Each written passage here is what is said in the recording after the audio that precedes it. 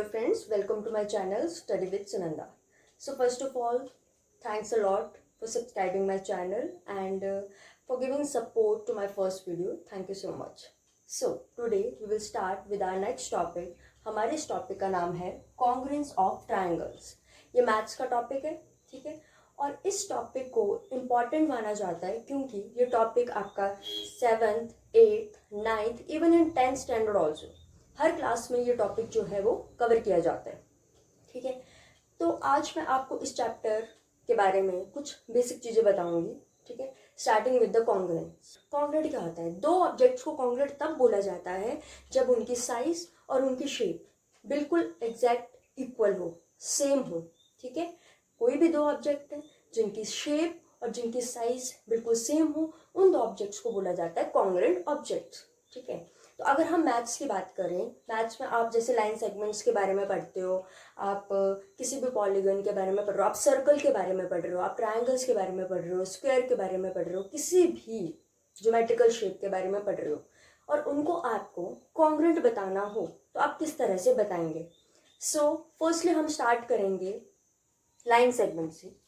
अगर आप दो लाइन सेगमेंट्स को कॉन्ग्रुएंट बताना चाहते हो तो क्या सेम होना चाहिए? उनकी लेंथ सेम होनी चाहिए. तो जैसे कि मैं आपको दिखाऊं,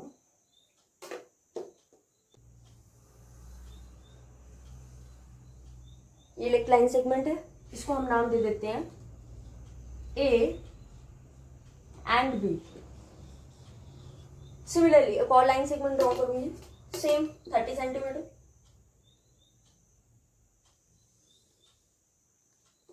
और इसको नाम दे देते हैं P एंड Q. तो आप क्या बोल सकते हो कि जो लाइन AB है और लाइन सेगमेंट PQ है वो आपस में क्या है? कॉन्ग्रुएंट है. Why? Because their length are same. अब जो हमारा मेन टॉपिक है वो है ट्रायंगल्स, कॉन्ग्रुएंस ऑफ ट्रायंगल्स. अब हमें टू ट्रायंगल्स लेने, ठीक है. सो यहाँ पे हम दे सकते हैं हमारे पास दो ट्रायंगल्स हैं, triangle ABC and triangle PQR. अगर हम ट्रायंगल एबीसी की बात करें तो हमारे पास एबीसी की 3 साइड्स हैं. Sides of triangle ABC are AB, BC and CA. हमारे पास 3 साइड्स आ गई. फिर हम बात करेंगे वर्टिसेस की.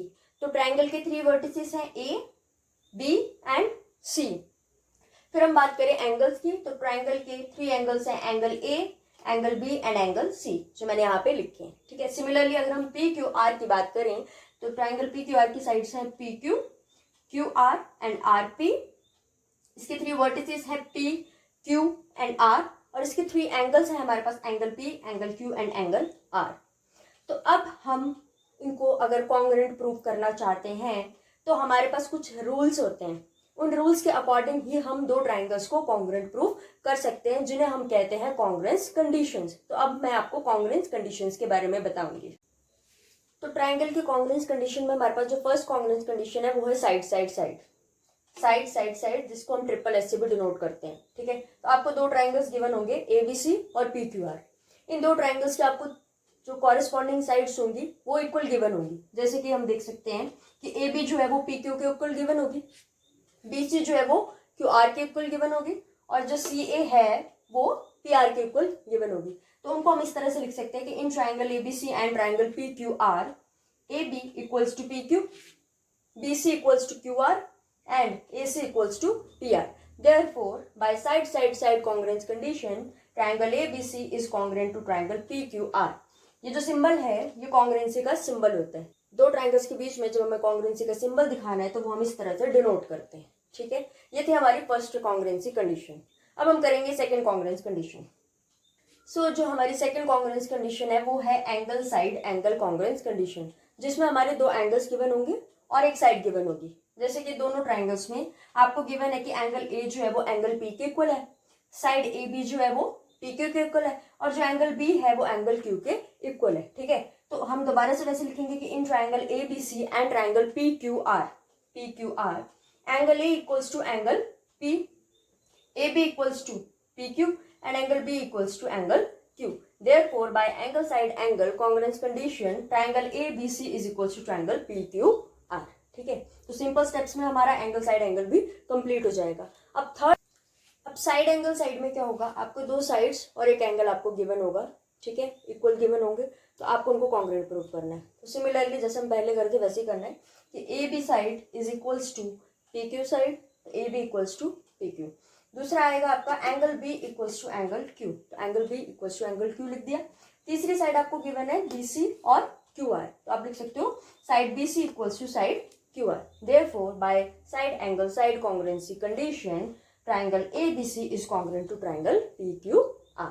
ठीक है, तो इसी तरह हमने 3 कॉन्ग्रुएंस कंडीशंस अपने कवर कर लिए। अब हम करेंगे 4th congruence condition. So next जो हमारे पास कॉन्ग्रुएंस कंडीशन है ट्राइंगल की वो है RHS कॉन्ग्रुएंस रूल, जिसको हम बोलते हैं right angle hypotenuse and side congruence rule. इसमें जो आपको 2 ट्राइंगल्स गिवन होंगे वो राइट एंगल ट्राइंगल होंगे, मतलब उनका जो एक एंगल होगा वो 90 डिग्री का होगा। तो हम इनको कॉन्ग्रुएंट प्रूफ कैसे करेंगे, देखो अब एक रूल तो ये आ गया कि angle B equals to angle Q, क्यों, क्योंकि they are equal to 90 degree, they both are right angle. दूसरी आ गई आपकी हाइपोटेन्यूज AC एंड PR, ठीक है, AC और PR दोनों हाइपोटेन्यूज है तो दीज 2 साइड्स आर इक्वल। और तीसरा आप कोई भी तीसरी साइड ले सकते हैं जो भी आपको गिवन होगी, वो BC एंड QR बेस भी हो सकता है, वो AB एंड PQ आपका परपेंडिकुलर भी हो सकता है। ठीक है, तो यहाँ पे मैंने लिया है BC is equals to QR। So by RHS congruence rule, triangle ABC is congruent to triangle PQR. तो इसी तरह से मैं आपको एक और रूल के बारे में बताऊंगी जो है एंगल एंगल साइड, जैसे AAS कॉन्ग्रुएंस रूल। तो ये आप खुद भी कर सकते हो, जिसमें आपको 2 एंगल्स गिवन होंगे और एक आपको साइड गिवन होगी, जैसे कि हमने पहले भी किया था एंगल साइड एंगल, तो सेम उसी की तरह होता है जिसमें आपको 2 ऑल्टरनेट एंगल्स एंड तीसरी जो आपको उसकी ऑल्टरनेट कोई साइड आपको गिवन होगी। तो एक बहुत ही इंपॉर्टेंट टॉपिक है जो है corresponding parts of congruent triangles, जिसको आप इन शॉर्ट फॉर्म CPCT भी लिखते हो, CPCT। आपको गिवन है कि 2 ट्राइंगल्स है ABC एंड PQR, तो आपको गिवन है कि ये ABC और PQR जो है वो कॉन्ग्रुएंट है, ऑलरेडी गिवन है। मान लो कि ये दोनों ट्राइंगल्स कॉन्ग्रुएंट है, किस तरह से, बाय साइड कि AB is equals to PQ, BC is equals to QR and AC equals to PR। कि ये जो आपके 2 ट्राइंगल्स हैं ये बाय साइड कॉन्ग्रुएंस रूल से क्या है, आपस में कॉन्ग्रुएंट है। तो अब आपको प्रूव करना है कि prove that angle A equals to angle P। आप एंगल A को एंगल P के इक्वल कैसे प्रूव कर सकते हो, तो आप डायरेक्ट लिख सकते हो कि अगर आपके 2 ट्राइंगल्स जो हैं वो कॉन्ग्रुएंट होते हैं तो इनके जो कॉरेस्पॉन्डिंग पार्ट्स होते हैं वो भी क्या होते हैं, इक्वल होते हैं। For example angle A equals to angle P आप लिख दोगे by CPCT, corresponding parts of congruent triangle. ठीक है, सिमिलरली अगर आपसे क्वेश्चन में पूछा जाए कि प्रूव करो कि एंगल B जो है वो एंगल R के इक्वल है, तो आप इसमें भी ये रीजन दे सकते हो कि angle B equals to angle R by CPCT। तो इसी तरह से आपको काफी सारे ऐसे क्वेश्चंस दिए जाएंगे, ठीक है, जिनको पहले आपको कॉन्ग्रुएंट प्रूव करना है, उसके बाद उनके कॉरेस्पॉन्डिंग पार्ट्स को इक्वल प्रूव करना है। तो उनके corresponding, so in this question it is given that ABC is an isosceles triangle with side AB is equals to side AC। Isosceles triangle वो ट्राइंगल होता है जिसकी 2 साइड्स क्या होती हैं, इक्वल होती हैं। सो इस फिगर में हमें ऑलरेडी गिवन है कि AB is equals to AC। ठीक है, हमें प्रूव करना है, prove that triangle ABD that is AB and D, ये वाला triangle is equals to ACD, इसकी इक्वल प्रूव करना है। तो इसे प्रूव करने के लिए हम जो चीजें हमें गिवन है सबसे पहले हम वो लिखेंगे। ठीक है, यहाँ पे हम सॉल्यूशन लिखेंगे कि क्या क्या गिवन है in triangle ABD and triangle ACD। ABD और ACD में आपको क्या चीजें गिवन है, पहली चीज गिवन है AB is equals to AC। तो हम आगे रीजन क्या देंगे, ये कि आपको गिवन है कि AB जो है वो AC के बराबर है, तो आपने लिख दिया गिवन। और दूसरी आपको गिवन है कि angle B is equals to angle C, angle B is equals to angle C। ये कंडीशन अगर आपको ना भी गिवन हो तो आप डायरेक्टली प्रूव कर सकते हो कि angle opposite to equal sides of a triangle are equal. तो ये हमारी प्रॉपर्टी होती है, यहाँ पे हम लिख देंगे गिवन।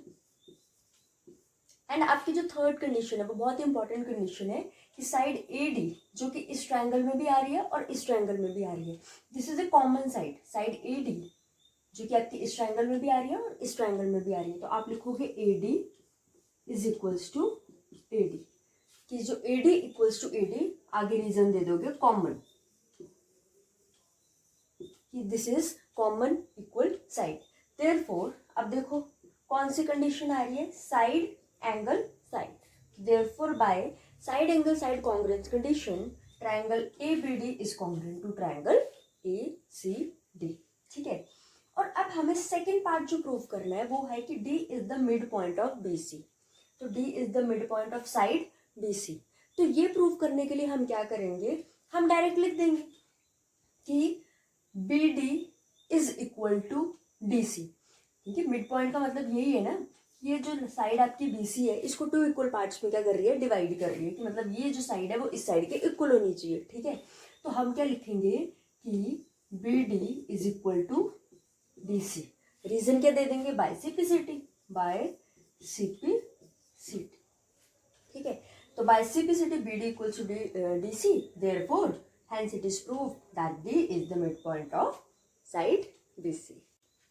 सो ये क्वेश्चन है जो आप खुद ट्राई करना है। इस क्वेश्चन में है PQRS, ये आपको एक क्वाड्रिलेटर दिख रहा है जिसमें आपको गिवन है कि जो PQ साइड है वो इक्वल है PS के और जो QR साइड है वो इक्वल है SR के। आपको ये दो ट्राइंगल्स, ट्राइंगल PQR और PSR, इन दो ट्राइंगल्स को कॉन्ग्रुएंट प्रूव करना है, और सेकेंड पार्ट आपको ये प्रूव करना है कि D is the mid point of QS, ये है D, this is the mid point of QS, मतलब आपको ये साइड और ये साइड इक्वल प्रूव करनी है। ठीक है, तो आप इस क्वेश्चन को ज़रूर ट्राई करना घर में, और अपने सोल्यूशन जो है वो आप मुझे कमेंट सेक्शन में बता सकते हो कि आपने इसको किस तरह से प्रूव किया है।